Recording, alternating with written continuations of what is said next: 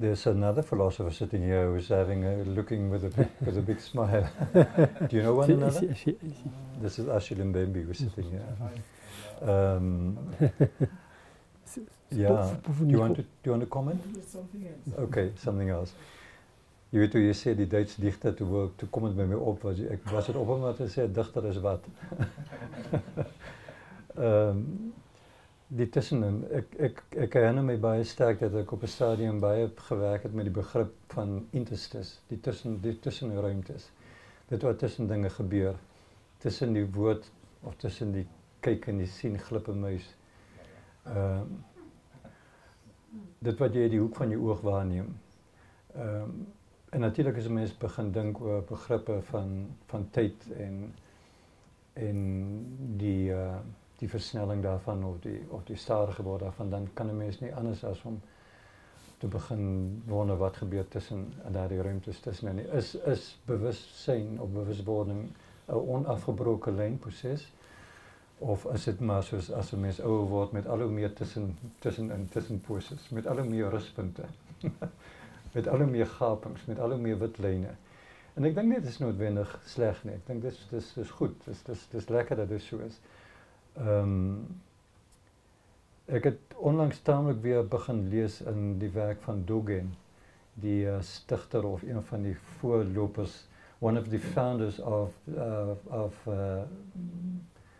Sotho Zen, Dogen.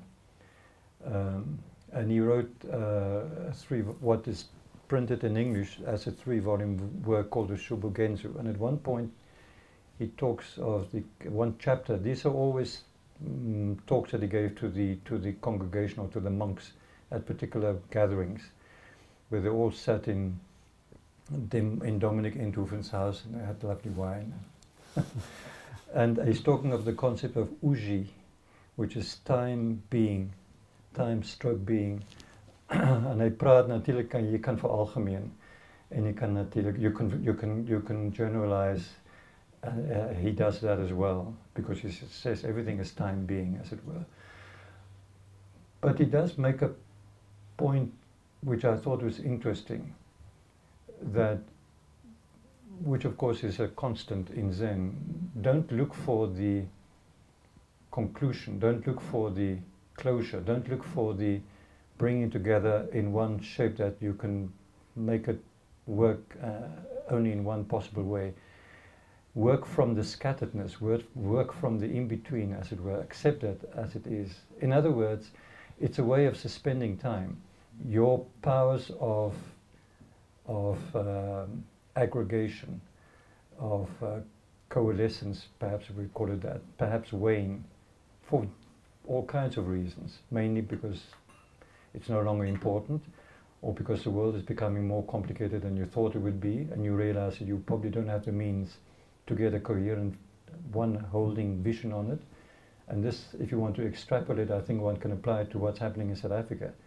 There used to be a time when I thought I saw very clearly what was happening. I'm no longer sure that I know that, but I'm quite happy not being able to understand fully, in a way, and that is also a place to work from. So the time being the in-betweenness, the awareness of what again is called in Sanskrit nirodha, that this is a line where things stop and then there's a gap and then things start again. Ik denk dat is nogal belangrijk, maar wat ook voor mij baie belangrijk is, en dat is meer in het algemeen, more in general, a kind of a poetic working principle. It is within the margins that things originate.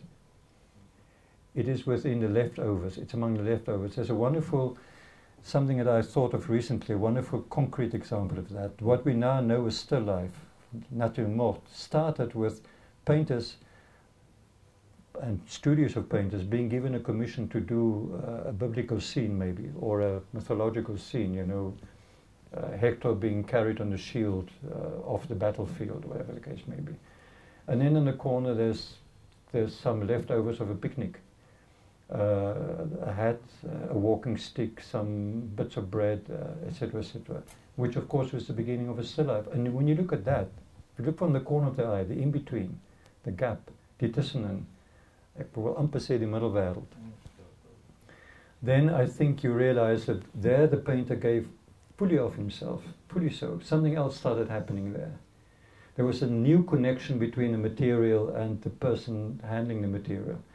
Maybe because for once he was relieved, maybe he had to fill up an empty corner of the canvas, or maybe he was sneaking in something without the Pope knowing about it, or the Prince knowing about it. For whatever reason, somebody actually made a study of this in New York. There's a whole book written about it, which reminds me, I think it was Ren Weschler, who writes beautifully about this. So I think this is important. The thing is, though, fragment and the shred and the aphorism,